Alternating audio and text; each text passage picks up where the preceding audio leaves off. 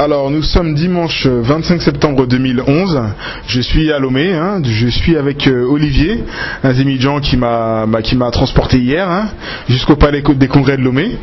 Donc j'ai expliqué un peu à Olivier le travail que je mettais en place, d'interviewer les Zémidjans au Togo, et il m'a dit qu'il était ok pour une interview. Donc bonjour Olivier, est-ce que tu peux te présenter s'il te plaît pour nos auditeurs? Bonjour, moi c'est Olivier, un Z-man, tout simplement, ouais. D'accord. Alors on appelle un Zémidjan ou on appelle Z? Ah non, ça dépend. Mais les gens disent Z, c'est pour abrévier, mais il y a d'autres aussi qui disent Zem. Donc c'est pour abrévier seulement, mais Zémidjan, en tout cas c'est Zémidjan, mais pour abrévier on dit Z. Est-ce que tu sais d'où il vient le mot Zémidjan, ce mot Zémidjan? Non, en fait, ce que je peux dire est que c'est à Cotonou, mais au Bénin plus précisément, que ce travail a commencé. Donc, aux années 90, lorsque les gens étaient là-bas lors de la grève que le Togo a traversé, de la crise que le Togo a traversé, c'est là où les gens ont importé ce métier-là. Sinon, en réalité, ce n'était pas un métier. C'est pour cela que beaucoup négligeaient ça au début. Mais maintenant, c'est devenu un métier pour tout le monde parce que avec ça, on essaie de joindre les deux bouts. C'est ce que je peux dire. D'accord. Donc moi je te connais depuis hier, je vois que tu t'exprimes très bien en français. Est-ce que tu peux te présenter pour nos auditeurs, nous dire un peu qui tu es? Pardon, il faut répondre. Est-ce que tu peux te présenter, dire qui tu es? Comme je vois que tu parles bien français, est-ce que tu es étudiant? Est-ce que tu peux te présenter s'il te plaît? Ouais. Sinon moi j'ai fait un peu l'étude, donc j'ai au moins niveau terminal. Sinon j'allais même continuer, même présentement si j'ai des moyens, je vais encore continuer l'école. Parce que qu'est-ce qui s'est passé, c'était que j'avais enceinté une femme, donc la famille a dit que non, eux c'est même pas leur souci c'est que j'évoluais en études. Mais comme il s'est fait que le problème est surgi, donc il va falloir alors s'occuper de ça. C'est pour cela que je me suis dit non, si c'est ainsi, il va falloir alors que moi-même je m'affronte à ma propre vie. D'accord. Oui, c'est ce qui a fait que je me suis rentré dans le showbiz, dans la vie active. D'accord. En réalité, présentement, même si j'ai des moyens, je vais encore commencer l'école. D'accord. Continuer, ouais. Donc aujourd'hui, tu as quel âge? J'ai 26 ans. 26 ans. Tu as 27 ans. D'accord. Tu as un petit garçon, une petite fille? Ouais, j'ai même deux. Ah, il y en a temps? Ouais, moi aussi j'ai deux gosses, c'est-à-dire deux garçons. D'accord. L'un qui a 4 ans et l'autre qui a 2 ans. D'accord, très bien. Voilà. D'accord. Donc nous on s'est rencontrés sur la moto, quand tu m'as accompagné hier. Est-ce que tu peux m'expliquer comment tu as commencé ce métier de Zémidjan? Ouais. En fait, au départ, lorsque le problème que j'avais essayé de vous énumérer, au départ, j'avais cherché un boulot et on nous a recensé dans un ONG donné. Donc ça marchait, donc je vivais de là. Et qu'est-ce qui s'est passé? Il s'est fait que l'ONG avait une faillite, donc on était tous retrouvés sur carreau. Donc pour joindre les deux bouts, il va falloir alors passer par d'autres alternatives. C'est là où je me suis dit non, si ça n'est ainsi, il va falloir, bien que le métier est négligent, lorsque tu fais ce métier-là, les gens vont te regarder bizarrement comme si toi tu n'as rien fait.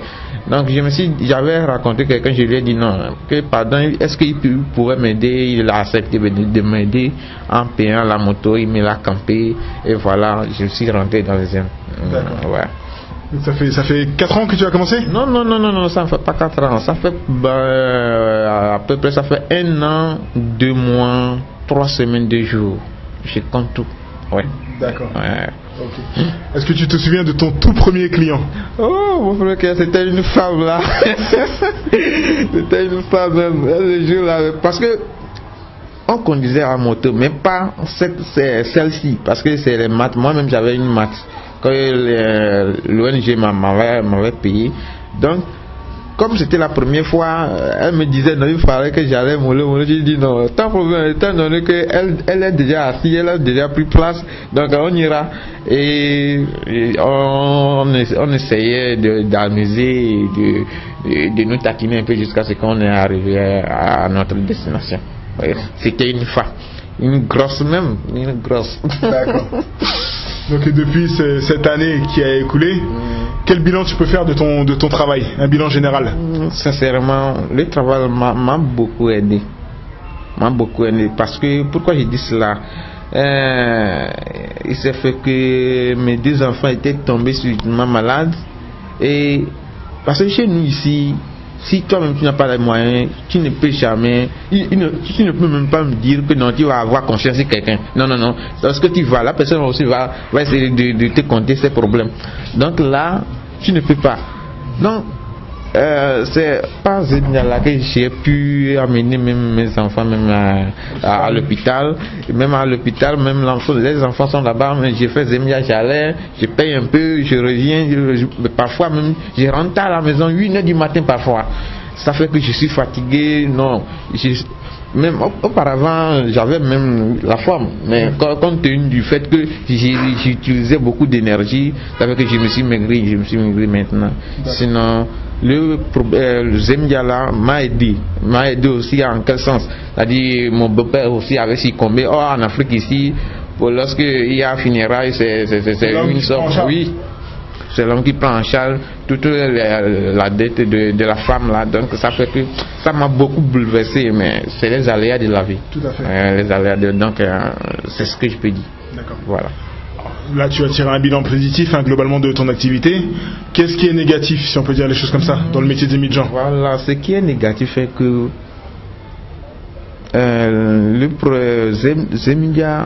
avec Zemia, tu peux attraper beaucoup de maladies, surtout les maladies rénaux, les maladies ventrales. C'est-à-dire, à chaque moment, tu dois payer médicaments, sinon tu ne peux pas supporter. Parce que qu'en Afrique ici, on n'a pas de routes. On n'a rien que des... Entre-temps, il y a quelqu'un qui a dans notre reçoit disant que moi je disais nid de poule, qu'il y a des nids de poule, lui disait nid d'éléphant. Ouais, que ce n'est même pas nid de poule, que nous avions au Togo ici, que des nids d'éléphant. Donc tous ces trous là, tu vas tomber dedans, si tu veux ou pas, tu vas tomber dedans. Tu vas passer par là, parce qu'on n'a même pas de route. Mais nos dirigeants, les sérieux, il se fait voir comme si ils font des réalisations, sinon il ne fait rien, il ne faut rien, absolument il ne faut rien pour la population. Mais c'est maintenant qu'on peut dire qu'il y a des lueurs d'espoir, parce qu'ils ont entrepris tous ces routes là, des aménagements. Donc c'est maintenant qu'on peut dire que non, qu'il y a un peu plus d'espoir. Ouais. J'ai un ami qui m'a expliqué hier qu'un Zemidjan lui est rentré à l'arrière dans sa voiture, qui lui a cassé un phare, et que les Zemidjan, il n'a pas pu lui donner d'argent parce que c'est un Zemidjan, il n'avait pas de sous quoi. Voilà. Donc ici, comment ça se passe en cas d'accident? Est-ce que toi tu as déjà eu un accident avec une voiture par exemple? J'ai une fois eu de l'accident, mais l'essentiel est qu'il soit humble avec la voiture, bien le propriétaire de la voiture. Lorsque tu seras humble, lui aussi il saura que franchement tu reconnais tes erreurs. Mais tu es en infraction, au lieu de s'humilier, tu fais comme si toi aussi tu as quelque chose. La personne va t'amener à la commissariat. C'est là où on va vous juger. Au commissariat là-bas, tout ce que eux ils disent, c'est ce que toi tu vas faire. Parce que tu n'as même pas de force. Qu'est-ce qu'il va dire? Ils vont encore bloquer ta moto. Et le propriétaire de la moto va aussi réclamer l'argent. Parce que chaque jour c'est 2000 francs. Chaque jour c'est 2000 francs. Chaque jour c'est 2000 francs. Lorsque la moto va faire 3 jours, ça fait 6000 francs. Où est-ce que tu vas trouver ces 6000 francs? C'est là le problème. Donc, lorsque ce genre d'accident arrive, il faut négocier. Même si la personne veut coûte que tu lui paies des phares, donc il faut négocier. Dis-lui que c'est comme ça, tu vas essayer de payer. Si lui-même a des moyens, ou soit si vous pouvez aller quelque part, tu vas signer un engagement. C'est comme ça, moi je me suis parvenu. Sinon, je suis quelqu'un qui est un peu humble, donc je suis calme. Mais si tu me cherches, tu vas me trouver. C'est comme ça, moi je suis. Ouais. Est-ce que tu avais déjà récupéré quelqu'un comme moi en voiture? Est-ce que tu as déjà transporté quelqu'un, un Français comme moi? J'avais transporté quelqu'un, c'était un Sénégalais. Oui, un Sénégalais, comment dirais-je, un Algérien. Et eux aussi, ils avaient de ces initiatives qu'après ils vont m'appeler, on va discuter que la manière dont je fais, que non, que ça leur plaisait, mais ça fait plus que 8 mois, je n'ai même pas leurs nouvelles parce qu'ils ont eu mon numéro, je n'ai même pas leurs nouvelles. Mais moi, je n'ai jamais eu confiance sur quelqu'un. Je compte sur moi-même. En tout état, je compte sur moi-même. Parce que dans cette vie-là, c'est toi-même. Tu es toi-même. Lorsque quelqu'un va te dire que il va t'aider. Sache que peut-être ils te disent cela pour amuser la galerie, peut-être, ou soit c'est pour te donner un peu plus d'espoir. Toi si tu vas croire à la personne alors qu'il a des arrière-pensées. C'est que le monde même est injuste maintenant. C'est-à-dire les gens ne disent plus la vérité. C'est pour ça que lorsque les gens me disent ce genre de choses, j'ai dit oui, ok, Inch'Allah, c'est ce que j'ai dit seulement. Sinon, moi je n'ai jamais eu confiance en ce genre de choses essentielles et que le ciel m'aide pour que la jeunesse soit bonne pour moi. C'est fini. Ouais. Moi je vais rien te promettre, hein. Mais si disons que si demain je deviens riche, que je suis en France là-bas, que je vais m'installer à Lomé, quel business tu aimerais qu'on monte ensemble? Sincèrement, moi-même je suis écologiste. Donc, entre-temps, j'avais voulu à ce que les gens m'aident, parce que nous avions des terres chez nous au village. Nous avions plein de terres. Donc, j'aimerais planter des palmiers et des tecs. C'est mes initiatives propres à moi que j'aimerais faire. Mais pour chez un jour, parce qu'en Afrique, parfois il pleut, parfois il ne pleut pas, même c'est-à-dire le climat ne se respecte plus quoi. Donc tu vas essayer de mettre, si tu n'as pas de moyens, tu ne peux pas faire ça dans le sol.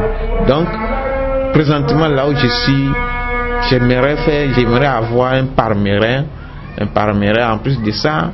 Entre temps, il y a quelqu'un qui m'a expliqué que non, qu'il va falloir avoir mon permis, que lorsque j'aurai mon permis, donc je vais essayer de négocier avec des gens et je vais conduire les camions, les bennes là. Que là c'est moi, que lorsque j'aurai mon permis, il va essayer de contacter des gens. Mais là maintenant je fais beaucoup d'efforts. Il me voit que il va falloir. Ici pour avoir un permis c'est coûteux. 150 000 voire 200 000. Mais pour le catégorie dont lui il m'a dit, donc il va falloir avoir plus, oui, poids lourd ça, il va falloir avoir plus que ça même, parce que il y a le moyen bien avant d'aller au lourd. C'est dans ça maintenant que on peut te donner le camion. Donc en plus du palmerin, d'avoir du palmerin, être chauffeur, ça serait bon, parce que déjà la vie me met dessus. Parce que c'est une chose maintenant qui marche, parce que comme le Togo maintenant a repris la coopération avec l'Union européenne, il y a certaines qui veulent alors s'implanter ici au Togo. Donc pour cela, ils veulent faire des constructions. Maintenant, beaucoup de gens maintenant ont des visions sur la construction. Donc lorsque tu as un camion, tu peux travailler, tu peux faire au moins 2 ou 3 voyages. Or 2 ou 3 voyages là, tu peux gagner au moins 10 000 à 15, 20 000 par jour.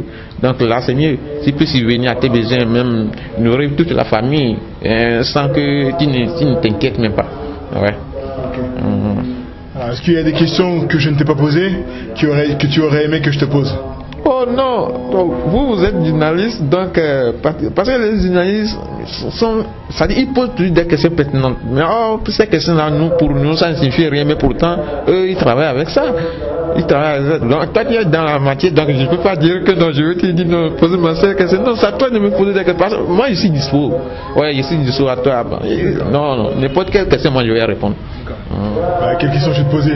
Je veux dire, est-ce que comme tous les Togolais qui sont ici, toi tu aimerais venir en France? Et si oui, qu'est-ce que tu aimerais faire là-bas? Sincèrement parlant, si moi je vais en France, je sais pour faire un petit séjour revenir, pour voir comment est-ce que la vie va là-bas. Pourquoi je dis cela? Parce que là aussi, c'est encore des difficultés à raconter, parce que tu es maintenant nouvellement arrivé, c'est maintenant que tu vas commencer par chercher. Donc, ici, au moins, je connais déjà le milieu. Je peux faire les affaires comme je veux. Même il y a quelqu'un même qui m'a proposé que comme je connais un peu la gestion, parce que l'ONG là c'est au niveau de la gestion donc il faisait. Donc comme tu connais un peu la gestion, qu'il va essayer d'amener les venus de France là, et je vais essayer de gérer ici. Je lui ai dit non, c'est une bonne idée, mais l'essentiel est que moi, si les gens me promettent, tous ces problèmes, ça ne se concrétise jamais. Donc, lui dit cela, moi j'ai ri seulement, parce que je sais qu'il ne va jamais honorer ses engagements. Et je suis rarié et c'est fini. Sinon, moi j'ai beaucoup d'initiatives. Là où je suis maintenant, parce que j'ai fréquenté. Dans la vie, il faut fréquenter. même si ça ne va pas, au moins il faut avoir le niveau terminal au moins. Parce que déjà, chez nous ici, au Togo, pour connaître un peu la philosophie, il faut avoir le niveau terminal. Donc la philosophie a fait que j'avais une ouverture dans la vie. Parce que je suis quelqu'un qui aime à lire beaucoup. Je lis beaucoup. Je lis très, parce que moi-même, personnellement, ma vie, tout ce que j'ai entendu maintenant, ça dépend de moi. Parce que mon papa ne reste pas chez moi. Dès tout petit, mon papa lui voyait. Certains, lui, n'est même pas au pays.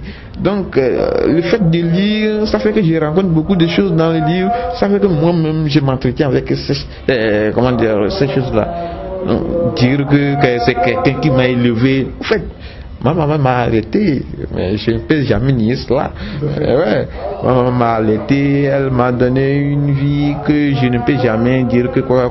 Mais ma vie que je mène maintenant, ça dépend de moi. Donc ça fait que j'ai beaucoup d'initiatives. Si moi je trouve par exemple un 400 000, 500 000 maintenant, en moins de 2 ans, ça va fructifier beaucoup, beaucoup énormément, parce que tous ces projets, les projets que j'ai ici, c'est énorme. Donc je prie Dieu à ce que je rembourse le prix de la moto. Parce que 650 000 à payer. Or la plaque, au lieu de me faire la plaque, c'est moi-même qui a fait la plaque à 50 000. Donc c'est maintenant que j'essaie d'aller mollo. Lorsque je vais finir, peut-être jusqu'en juillet 2012, je peux finir. Et c'est là où je vais commencer par épargner, parce que là je ne peux pas épargner, parce que lorsque l'engin sera tombé en panne, c'est toi-même qui vas s'occuper, parce que c'est campé. Il y a la famille qui est là-bas, toi-même tu dois te suivre. Oh, mon premier enfant il va commencer l'école cette année, il va commencer l'école parce qu'il a 4 ans, donc il va commencer l'école cette année. Toutes ces choses, même lorsque je suis même sur moto, si c'est pas moi-même, j'essaie de me donner un peu plus de soulagement. Non, je peux même créer des accidents, parce qu'en passant en ces choses, non, c'est énorme. La vie en Afrique, au Togo même, c'est énorme. Mais en fait, dans n'importe quel pays, il y a des problèmes. Mais le problème est que nos dirigeants ne nous accompagnent pas. C'est là le problème. Ils ne nous créent pas d'initiative. Regardez quelqu'un qui a un niveau terminal. J'ai déposé des demandes un peu partout. Mais si tu n'es pas d'un clan, tu ne peux jamais gagner de travail. C'est comme ça au Togo. Si tu n'es pas d'un clan, si tu n'es pas nordiste tout précisément, tu ne peux pas gagner de travail dans l'administration. Il faut être... non, jamais. Soit tu as un bras là-bas, et c'est par cette personne que tu peux parvenir à gagner un boulot, bien un poste dans l'administration. Sinon, la vie au Togo, c'est quelque chose qui est un peu amer, mais on va avec, parce que c'est pas pour rien que Dieu a fait que Dieu nous a mis au Togo, parce que chacun de nous a un objectif donné à son lieu donné. C'est pas pour rien, c'est pas un fruit de hasard, non. C'est pour un but donné. Donc, comme je suis ici, donc je vais essayer d'aller avec ça. Mais si je trouve une vie plus meilleure que ça, pourquoi faire? Je vais essayer de changer un peu ma vie. Ouais, changer un peu ma vie. Ouais. D'accord, très bien. En tout cas, je crois qu'on en a terminé. Je vais rien te promettre, mais je vais te dire que je vais t'appeler quand je vais rentrer. C'est vrai. Comme j'ai dit à beaucoup de monde que j'ai rencontré ici. Et puis on va garder le contact. Ok, je vais te remercier. C'est le fait de me poser cette question, ça essaie de me soulager un peu. Parce que lorsque tu es sur les aimes à qui tu vas s'adresser, parfois lorsque tu s'adresses même aux clients, c'est des problèmes. Parce que tout le monde a des problèmes. Qu'est-ce que tu as à dire à ton prochain? Non, même lorsque tu te présentes chez toi pour lui, tu vas lui demander l'argent et il sait déjà l'ami. Qu'est-ce que tu vas encore demander? Jamais. Non. Donc, ce que moi je vais te dire est que je te souhaite du bon vent dans ton travail, parce que aucun travail n'est aisé. Tout travail a des difficultés, des hauts et des bas. Donc, c'est à toi maintenant de prendre soin de toi, de savoir ce que tu cherches. La vie c'est comme ça. Il faut savoir ce que tu cherches.